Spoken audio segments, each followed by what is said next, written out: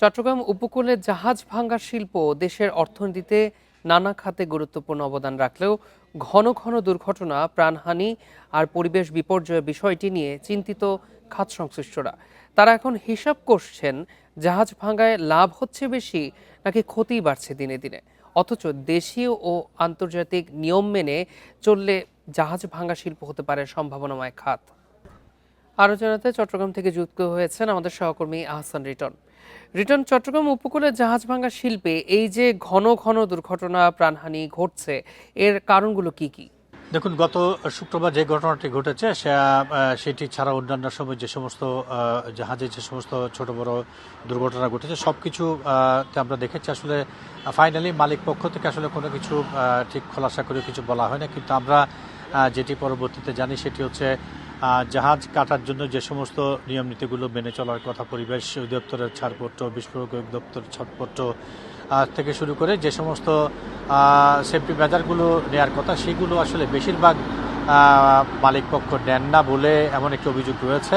এবং যে নিয়ম নীতিগুলো মেনে শিপ ব্রেকিং ইয়ার্ডে শিপ কাটার কথা রয়েছে সেগুলো মানা হয় না বলে এই ধরনের দুর্ঘটনা ঘটছে বলে যারা বিশেষজ্ঞ রয়েছেন তারা আমাদেরকে জানিয়েছেন।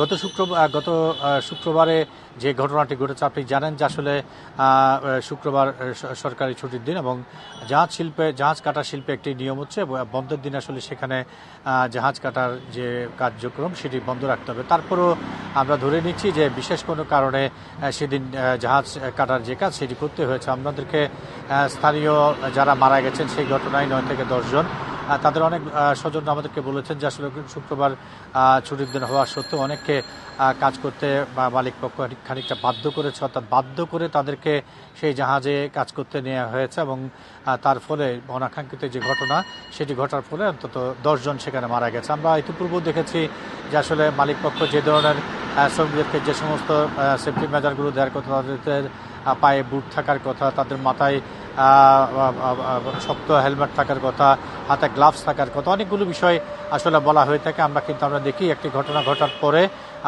সেই বিষয়গুলো উঠে আসে এবং একটি ঘটনা যখন ঘটে তখন আমরা দেখি চারদিকে হইচই পড়ে যায়। যেমন গত শুক্রবার এই বিষয়টি নিয়ে চট্টগ্রাম শহর তথা সারা দেশে একটা হইচই পড়ে গিয়েছিল, কিন্তু সময় যত গড়িয়েছে ততই আমরা দেখছি সেটি ক্রমশ ফিকে হয়েছে।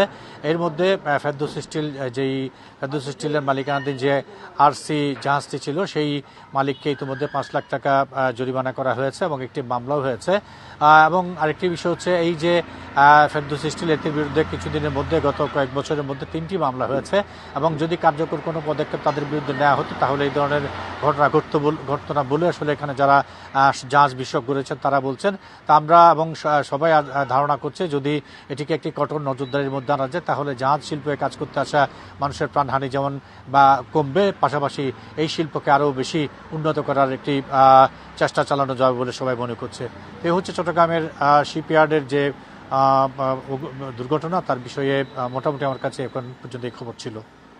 চট্টগ্রাম থেকে জানাচ্ছিলেন আমাদের সহকর্মী আহসান রিটন।